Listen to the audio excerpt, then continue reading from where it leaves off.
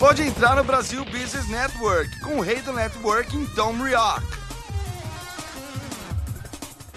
Seja bem-vindo ao BBN Brasil Business Network, o podcast de negócios no Brasil, onde conversamos com empresários, empreendedores, pessoas que eu conheço pessoalmente ou virtualmente, e onde falamos de Campinas, no estado de São Paulo, Brasil.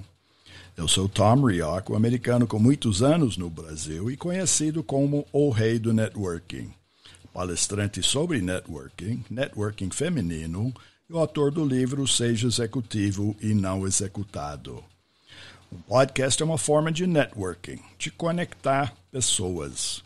E hoje no BBN Brasil vamos falar com a Fernanda Moura. Ela é cofundadora do projeto The Girls on the Road.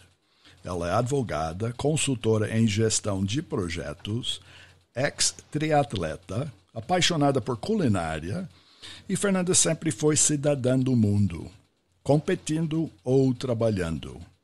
E desde 2016, com o projeto The Girls on the Road, Fernanda tem explorado o ambiente empreendedor focado em mulheres ao redor do mundo. Eu conheci a Fernanda recentemente no evento SNE, a Semana de Negócios e Empreendedorismo da SIC Campinas, que é a Associação Comercial Industrial, onde a Fernanda e a sócia Tassiana Mello fizeram uma apresentação do projeto e do livro do jeito delas. Fernanda, seja bem-vinda e obrigada por seu tempo com nossos ouvintes. Oi, Tom, obrigada a você pelo convite. Bom, Fernanda, você fez essa apresentação, você explicou, eu estava parte do The Girls on the Road. Agora, para nossos ouvintes, fala um pouco sobre o projeto. Onde começou e como? Vamos lá, o projeto, Tom, começou em 2016, quando eu e Tassiana estávamos morando nos Estados Unidos, e a gente participava muito de eventos de networking, de projetos assim, de apoio a empreendedores que vinham do Brasil, e a gente começou a perceber que muitas vezes a gente encontrava muito mais homens fundadores do que mulheres. Isso nos causou curiosidade, porque afinal de contas estávamos nos Estados Unidos, no Vale do Silício, o maior lugar empreendedor, né, por qualquer régua. E a gente começou a olhar relatórios, e um dos motivos que mulheres não empreendem muitas vezes é a falta de modelos femininos. E foi aí a nossa ideia de ir ao redor do mundo e trazer histórias de mulheres inspiradoras para que outras se vejam e também tenham em mente esse caminho, né, do empreendedorismo. Mas quando vocês foram para lá, vocês acharam que iam ter mais mulheres lá ou não? Não, na realidade, quando a gente foi para os Estados Unidos, a gente não tinha nada relacionado com o projeto. A gente vem do mundo corporativo, Tassiana e eu trabalhávamos em consultoria, né, nas Big Four. Tá. E quando saímos do Brasil, a realidade é que o empreendedorismo não estava nem no nosso radar, na realidade. E chegando lá, pelo próprio background que a gente tem, a gente começou a ir nesses eventos e foi por pura observação. Onde estão as mulheres? Elas estavam, mas muitas vezes em papéis como RH, marketing, finanças, mas raramente como fundadora da empresa. Daí que pensou em The Girls on the Road, é isso? Isso, a gente sempre tinha em mente assim, fazer um projeto global que trouxesse perspectivas de diversas culturas, de partes do mundo, e essa foi uma inspiração que a gente teve lá, de falar, poxa, se aqui no lugar mais empreendedor do mundo a gente não vê um ambiente igual, como será ao redor do mundo? E aí a gente começou em 3 meses a gente planejou esse projeto, vendemos o que tínhamos e colocamos literalmente o pé na estrada. Bom, aí trocou salto alto para tênis e sandália, é isso? É isso aí, o salto alto pelo tênis e a sapatilha. Inclusive, essa primeira viagem foi quanto tempo? Foram 15 meses. 15 meses? Isso, 15 meses direto, e até por questões de logística, porque a gente financiou o projeto 100% do nosso bolso. E aí fazia mais sentido ir de um país ao outro do que ficar indo e voltando, até por questões de custos, de passagem, tudo isso. Olha, que eu vi que vocês visitaram 24 países, é isso?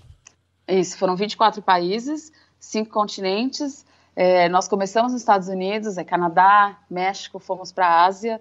Da Ásia a gente veio para o Brasil, como fala? Não, da Ásia, Austrália, Nova Zelândia, depois sim, Brasil, Chile, Cuba, Europa, Oriente Médio, depois Ásia de novo na Índia e terminamos o projeto na África. Bom, você deu várias voltas no mundo, então. Demos uma volta bem grande. Bom, aí esse roteiro todo foi planejado ou foi acontecendo? Esses 15 Não, o roteiro foi planejado desde o início. Nós nos baseamos fortemente em 2 relatórios, né? O Global Entrepreneurship Monitor, que tem o recorte feminino, e o Female Entrepreneurship Index. E o que a gente quis trazer com esse projeto foi um mix de países onde a condição da mulher, do ponto de vista econômico e social, é bastante avançado, e outros que, por razões ou sociais, ou culturais, ou econômicas, nem tanto. Incluímos 2 países que não estão nesses relatórios, né? Ruanda e Cuba. Porque Cuba a gente mal, né, empreendedorismo, capitalismo em Cuba, a gente nem pensa nesse país, mas as mulheres são bastante fortes lá e protagonistas. E Ruanda, uma questão num país onde, por uma questão trágica do genocídio, levou a uma grande forte participação das mulheres em posições de liderança. Hoje, 60% do parlamento ruandês é composto por mulheres. Então a gente achou super bacana e trazer essas histórias também para o nosso projeto. Bom, quando a gente olha para empreendedorismo, obviamente leva muito para o lado de capitalismo, né? Mas empreendedorismo é parte da sustentabilidade. As pessoas têm que se sustentar na vida. Sem dúvida. Isso independe do parte política, orientação econômica. Precisamos fazer algo e receber algo em troco para viver.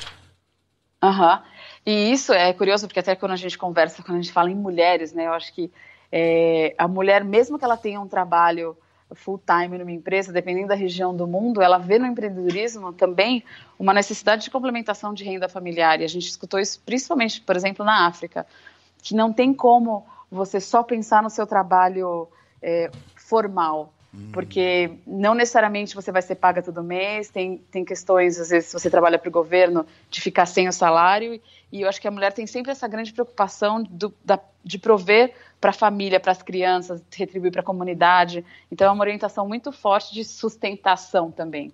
Bom, você bateu num ponto que me intriga. Como eu falo muito e faço apresentações networking feminino e participo de eventos como onde nós conhecemos, né? No fórum em Campinas, e teve a sua maioria dos participantes mulheres, né? Tinham homens, eram poucos, mas nesses eventos que são sempre semelhantes, o que eu vejo e ouço das pessoas, e quando eu falo com as mulheres, que tem, como que você falou, eles podem até estar trabalhando numa empresa e tem um outro negócio. Criaram algo que eles não chamam de negócio, né? E muitas vezes, para eles, é um quebra-galho, é um jeitinho, é um complemento. É um bico. É um bico, essa é a palavra, é um bico. Isso. Essa é a palavra. Mas não consideram isso um negócio. É algo transitório, é que eles já levam para... Eu estou fazendo isso por enquanto. Esse por enquanto, para mim, define... É uma coisa transitório temporário, né? Nunca ninguém falou, eu estou empreendendo em fazer empanada. Tá? É raro isso. Tá? Eu tenho o hábito, eu tenho isso, eu gosto de fazer, e eu estou fazendo isso. E bem bico, né? Isso é da mulher? Você viu isso no mundo ou eu estou enganado? Bom, a gente, sem dúvida nenhuma, o projeto foi focado em mulheres, né? Eu posso falar muito mais do ponto de vista feminino, porque a gente não fez uma extensa pesquisa com o lado masculino, mas pela experiência que nós tivemos, eu acho que muitas mulheres, às vezes, começam com essa ideia exatamente de um hobby e transformar num negócio, mas naquele início, muitas vezes elas têm essa ideia de, não, é um bico, é algo temporário, é algo complementar, é algo enquanto eu acho que eu quero fazer. Mas a gente também viu muitas mulheres entrarem no empreendedorismo por oportunidade, com ambição de querer crescer, de negócios globais, mas eu acho que, sem dúvida nenhuma, dependendo da região que você fala, quanto mais desenvolvida, provavelmente a mulher já tem essa mentalidade de vamos começar com um negócio estruturado, e de regiões menos desenvolvidas do ponto de vista social e econômico, elas vão ter essa coisa da complementaridade, do bico, de precisar, porque é uma questão de sobrevivência. Eu acho que tem que pesar sempre esses aspectos culturais, regionais, né, sociais no empreendedorismo feminino. Mas você leva a outro ponto, que também eu sou um usuário forte de LinkedIn, né? E, de fato, networking, vários grupos, eventos de participação empresariais, né? Como a SICA, Anshan, enfim, Rotary, Lions Club, enfim, um monte de lugares. eu encontro. Aqui em Campinas, especificamente, tem grupos de empreendedorismo feminino que alavanca. Mas falando do LinkedIn especificamente, quando eu falo para as pessoas, e o seu perfil no LinkedIn? Aí não tenho. Ou pessoas que trabalham para uma empresa, como vocês já fizeram no passado, eu falei, mas aí no seu LinkedIn eu não vejo esse seu bico, né? Ah, mas eu não ponho, porque o LinkedIn para mim é só parte profissional. Mas eu digo, mas você é profissional, você pode trabalhar numa empresa e ter outros empreendimentos, mas se o mundo não sabe, como é que fica? Eu estou enganado? Não, acho que você está certo e eu acho que posso falar até pelo meu perfil. Por exemplo, eu acho que talvez por você ter um outro background ser americano, e eu acho que nos Estados Unidos tem muito mais essa visão mais globalizada do ser humano. Ah, você tem a parte profissional, mas você faz parte de comunidades, você contribui para uma série de outras organizações que faz todo o seu perfil como um todo. Eu acho que aqui no Brasil a gente tem essa ideia que no LinkedIn é só o trabalho. Então você coloca as empresas que você trabalhou, as escolas que são totalmente relacionadas com sua vida profissional. Por exemplo, no meu caso, eu fiz durante 1 ano e meio, quando eu estava morando nos Estados Unidos, um community college de culinária. Participei de competição culinária, a gente chegou ao 2º melhor time de culinária. Isso não está no meu LinkedIn. Por quê? Na minha mentalidade eu falo, isso não não faz não tem um link imediato com o que eu faço. Então, talvez a pessoa que vai olhar o meu perfil e eu estiver concorrendo para uma vaga, o que vai falar? Ela não sabe o que quer. Então, talvez a gente tenha essa mentalidade que tem que colocar absolutamente o que tem afinidade com aquela sua atividade naquele momento. Não é Isso só atividade. Quando a gente olha, e estou falando agora de recursos humanos, né, que eu estou ouvindo de pessoas, e hoje a realidade é isso. A parte técnica, quando eu cheguei no Brasil em 1970, você teve um diploma, você tem um conhecimento técnico, você achava um emprego. Ponto. E Isso. A parte técnica a capacitação técnica era 100% de tudo. Hoje, que a gente está ouvindo, é que a parte técnica ela tem uma participação menor.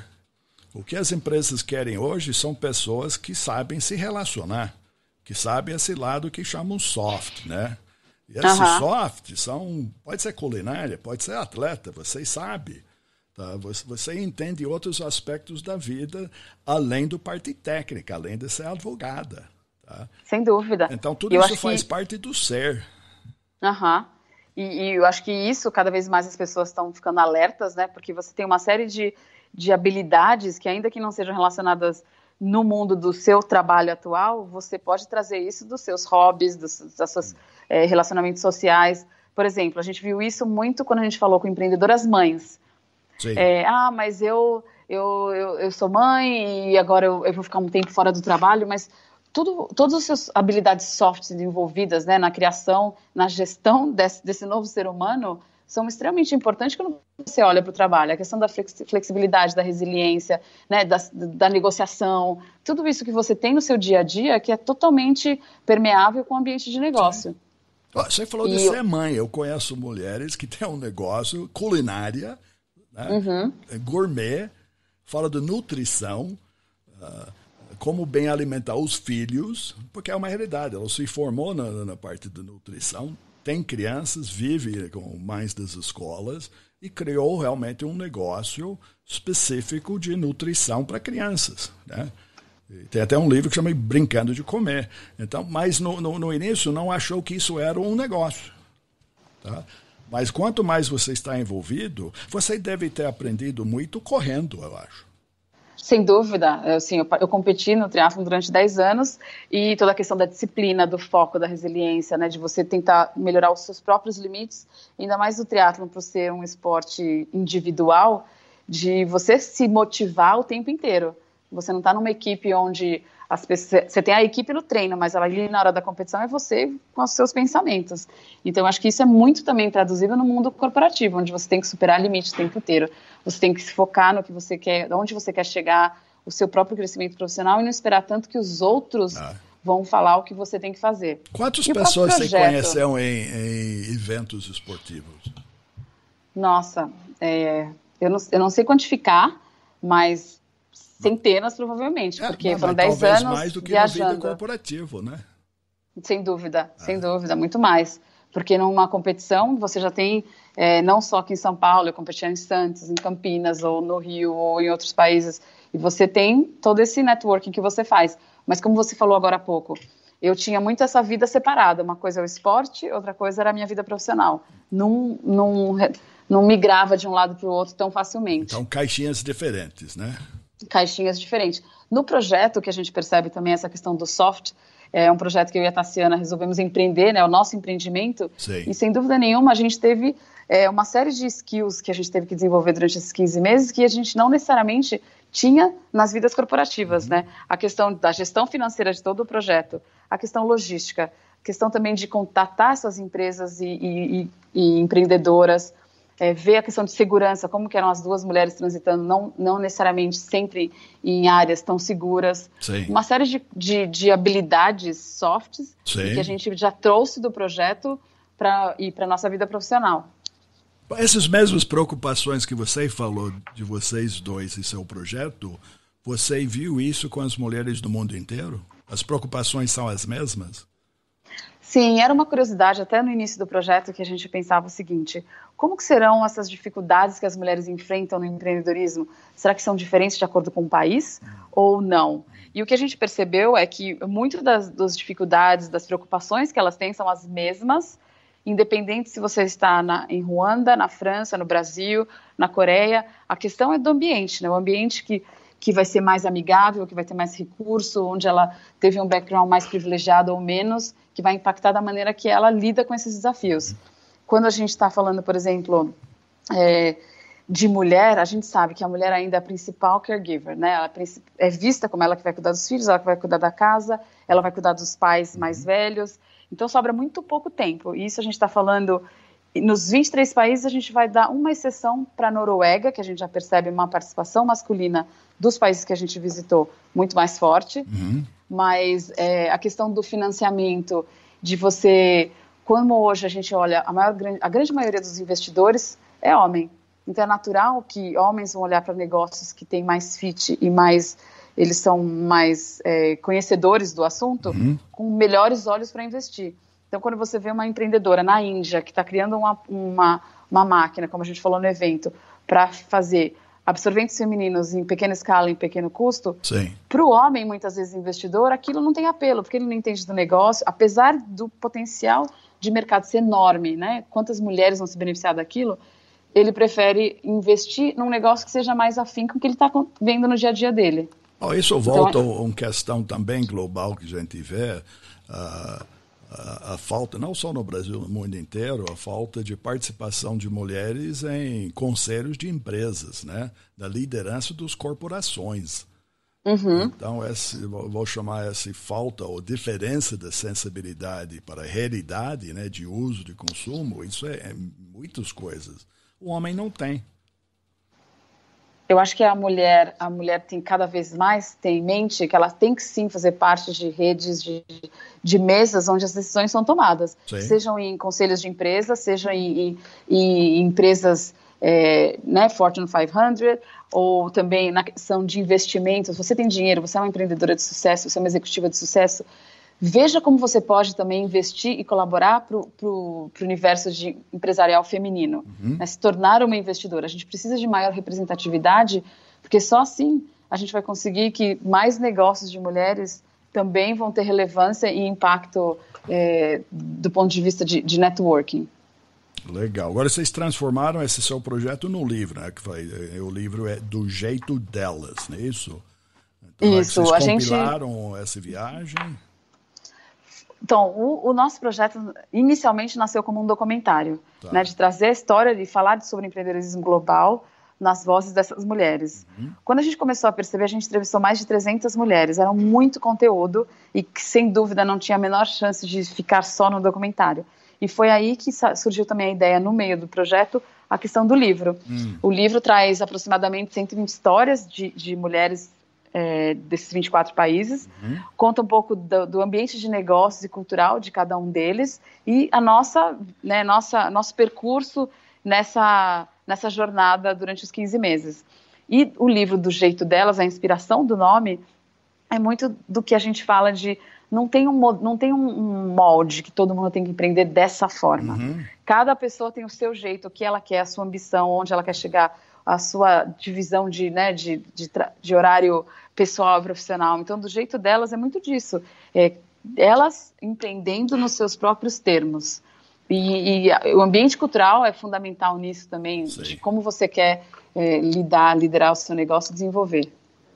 Mas você fala então, mundialmente, mas vocês descobriram que bico é bico em qualquer lugar ou não? Bico, eu acho que em qualquer lugar, mas, por exemplo, na realidade, quando você fala em países onde economicamente eles são muito mais fortes, acho que os negócios tendem a nascer já naturalmente de uma forma estruturada. É difícil você falar para um norueguês, vou fazer um bico, mas o bico lá é um belo bico, né? É um belo bico, não dá para comparar a Noruega com Índia, mas o que a gente vê, por exemplo, tem dificuldades também. Na Noruega é um país extremamente desenvolvido, do ponto de vista econômico instável, tem um welfare, né, forte para a população, então você empreender lá também significa você sair da sua zona extremamente de conforto, deixar todo aquele benefício que você já recebe, né, do Estado, do governo, para empreender num negócio onde você não tem garantias. Então não significa que é mais fácil do ponto de vista de recurso, mas também é um ambiente mais competitivo, onde você vai ter que se provar muito mais, e até quando você fala em mercados consumidores, a gente fala Líbano, Israel, Singapura ou Noruega, onde a população é pequena, você já tem que nascer com uma mentalidade global. Se você quer um investimento, quando a gente fala de venture capital, é diferente se você está montando um café, um escritório, onde vai atender ali o mercado local. Para as suas viagens, acho que o mais que deve ter impactado vocês é a realidade da palavra global. Vocês, obviamente, entrevistaram 300 pessoas, mas pelos países que você falou que visitou, você passou por bilhões de pessoas. Sem dúvida. A gente entrevistou na China e na Índia, onde, né, a população chega a mais de 1 bilhão de pessoas, ou países onde tem 5 milhões e a questão de mercado consumidor é séria, porque você tem que realmente já pensar para fora. E também acho que a questão social, quando a gente fala principalmente em empreendedorismo feminino, a questão do casamento, da maternidade, tem um impacto muito forte. Por exemplo, na China, mulheres retardando a questão do casamento, porque elas querem, antes de tudo, ter uma vida profissional estabilizada. E aí tem um impacto forte na sociedade, por quê? Porque muitas dessas estão atrasando o momento do casamento, aí os chineses não casam, e até a gente achou curioso, muitos chineses casando com russas. Sim. Eu achei interessante na sua apresentação, um dos casos justamente foi, se não me engano, a pessoa que criou Castbox, né? Sim, a Wang. Wang. Então, eu falo isso porque, obviamente, estamos falando de um podcast e Castbox é uma das plataformas. E nos meus estudos de saber sobre podcasting, em maior parte do mundo, um podcaster é tipo como entretenimento, coisa de lazer. Os chineses olham um podcast como educação. E a maioria dos chineses assistem podcast, e poderão assistir o nosso, para se educar, para saber sobre empreendedorismo, para aprender português, por incrível que pareça. E eles usam podcast e talvez isso levou, porque acho que a essência das mulheres entendem realmente o valor de educação. Você concorda? Concordo. Eu e a Tassiana somos consumidoras vorazes de podcast e a gente usou muito podcast também voltados para o empreendedorismo como ferramenta assim, de inspiração para o nosso próprio projeto. E quando a gente conheceu a Wang, ela fala muito que da forma que o Castbox é estruturado, é exatamente de você poder pesquisar conteúdo de acordo com o seu tema de interesse. Você coloca lá, eu quero networking ou empreendedorismo, e você vai ter uma seleção muito mais afinada, né, com o tema que você busca. E a história dela é super curiosa, porque ela fez psicologia, resolveu ir para a parte de games, quando ela se viu assim, eu quero uma empresa de podcast, ela, basicamente, nos 6 primeiros meses, ela fez todo o desenvolvimento de software ela própria, antes de conseguir contratar o primeiro desenvolvedor, e hoje ela está realmente crescendo, arrecadando já investimentos, já está nos Estados Unidos, é uma história de sucesso e de muita resiliência também. Não, você usou o título quando você apresentou o caso dela, da autoconfiança. Essa obviamente, precisamos ter muitas características, mas isso isso para mulheres é absolutamente necessário? Eu acho que sim, eu acho que pelo que eu vejo por mim mesma, para amigas, pelas pessoas que eu conheço, por mulheres que eu conheço, a gente acho que muitas vezes se duvida quando a gente tem tudo o que é necessário para encarar aquele desafio. Tem um livro, né, da Sheryl Sandberg, que ela fala exatamente quanto que as mulheres às vezes precisam ter todos os requisitos checados antes de se lançar um novo desafio, e quando o homem, na realidade, muitas vezes tem 60% e já acha que está pronto. Eu acho que é uma característica... Ou nada, ou zero, né? Já levanta e sai correndo, eu acho que está pronto. Porque eu acho que bate muito, Tom, na educação da mulher, né? A gente foi educada para ser perfeita, para ser bonita, para esperar o príncipe. E os homens... ainda, muitos lugares que você deve ter ido que não tem educação nenhum. Mas quando eu digo até a própria educação informal, né, do que se espera de uma mulher. Na Índia, a gente entrevistou várias mulheres que elas dizem, eu estou empreendendo e eu quero ter sucesso para mostrar para o meu pai que eu valho tanto quanto um menino. Ou que ele sabe que eu estou empreendendo, mas ele não está preocupado porque até eu achar o meu marido, e aí tudo bem, eu vou seguir a minha vida. Então, em muitas culturas, e eu não estou falando que o Brasil não tenha ainda uma mentalidade assim também, a mulher é vista como... Ela tem que casar, ela tem que ter X filhos. Às vezes, quando a mulher não quer ter filhos, ela é julgada, mas como você não quer ter filho? Então, tem uma série de expectativas que, quando a gente transfere para o universo masculino, isso não existe. Isso é verdade. E a gente conversou com homens durante o projeto. A gente entrevistou homens como mentores, investidores, líderes de organizações que são focados em empreendedorismo, e eles próprios dizem, eu não sei o que acontece quando a gente vê competições em faculdade com mulheres que querem desenvolver um negócio, que são ideias fantásticas, tão boas quanto as dos meninos, mas que chegam num determinado ponto da carreira da mulher onde ela desaparece. E a gente sabe muito desse motivo do desaparecer, né? Que muitas vezes é privilegiada a carreira do homem, ela é tida como uma pessoa que tem que ficar se dedicando mais à questão da casa. E enquanto a gente não mudar essa mentalidade, porque eu acho que os homens também querem fazer parte muito mais da educação dos filhos, da educação e a gente tem que fazer esse balanço também do lado contrário, né? Que o homem possa também tirar a licença paternidade, que ele possa participar mais e ter obrigações em casa mais fortes e vice-versa, né? Para as mulheres. Isso é verdade. Bom, meus dois lados. Todo mundo tem que aprender com o outro. Está aberto para aprender. Acho que esse é o caso. Eu acho que é importante de iniciativas como a nossa e outras similares, de que a conversa tem que ser dos dois lados, né? É uma coisa muito mais de união do que agora, vamos privilegiar um lado em detrimento do outro. Legal. Bom, eu queria te agradecer realmente, Fernanda, por participar, mas antes de terminar, eu queria que você falasse novamente do livro, né, do jeito delas, e do qual é o futuro, qual é o próximo passo, o que vocês estão fazendo agora. O livro ele foi lançado ano passado, ele está disponível em plataformas online como Amazon, Simplíssimo, Livraria Cultura, Saraiva e também nas livrarias Cultura e da Vila, né, um livro físico. Próximos passos, a gente quer continuar seguindo fazendo projetos. Lembrando, o livro é Do Jeito Delas. Do Jeito Delas, Histórias de Mulheres Empreendedoras pelo Mundo. Nós vamos continuar fazendo projetos focados no universo feminino, né? Nosso primeiro projeto foi empreendedorismo feminino e os próximos a gente já tem ideias seguindo no protagonismo da mulher, mas não necessariamente apenas com o empreendedorismo. E agora o próximo passo a gente está focada no lançamento do documentário que está previsto para março do ano que vem. Inclusive a gente está desenvolvendo uma crowdfunding, né, para finalizar essa reta final. Então os ouvintes que puderem contribuir, quiserem curtir a campanha, está no site da Kikante, como The Girls on the Road, e a gente tem uma série de recompensas, inclusive o nosso livro também está lá. Kikante é KICKANTE.com.br, é isso? Isso mesmo, e aí é só colocar... The Girls on the Road. The Girls on the Road, aí tem vídeo, tem cenas, né, da nossa estrada, tem informações lá, e a gente vai nessas semanas, são 40 dias ainda de crowdfunding, a gente vai estar colocando informação lá para o pessoal curtir. Legal. Então tá bom. Bom, parabéns de novo por o que vocês estão fazendo, sucesso, continua na estrada, né? É isso aí. E vamos manter o contato para vocês contar histórias onde vocês andam, pode ser? Sem dúvida nenhuma, Tom. Super obrigada pelo convite para participar no seu podcast. Espero que todos os ouvintes consigam ouvir e curtir o que a gente tem para mostrar do nosso trabalho. Com certeza. Eu sei que está agregando valor para muitas pessoas, não só aqui no Brasil, mas no mundo, tá?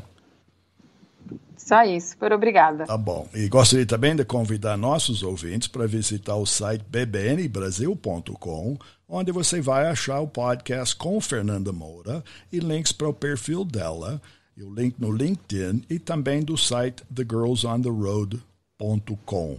E aí também vai achar o kikante.com.br, The Girls on the Road, para vocês participar desse empreendimento. Tá? E o BBN Brasil Podcast está no Spotify, Spreaker, Apple Podcast, Google Podcast, Himalaya, Castbox, onde você pode seguir entrevistas passadas e futuras do BBN Brasil. E agradecer vocês, ouvintes e seguidores do podcast, nossa audiência, que é o fator mais importante do nosso sucesso. E lembrar que o programa de hoje é um oferecimento do Focus MI Market Intelligence e Focus MI especialista em pesquisa de mercado no setor agrícola no Brasil. Mais informações no site focusmi.com. Obrigado pela audiência. Até o próximo encontro aqui no BBN Brasil Business Network. Obrigado por entrar no Brasil Business Network com o rei do networking, Tom Rioch.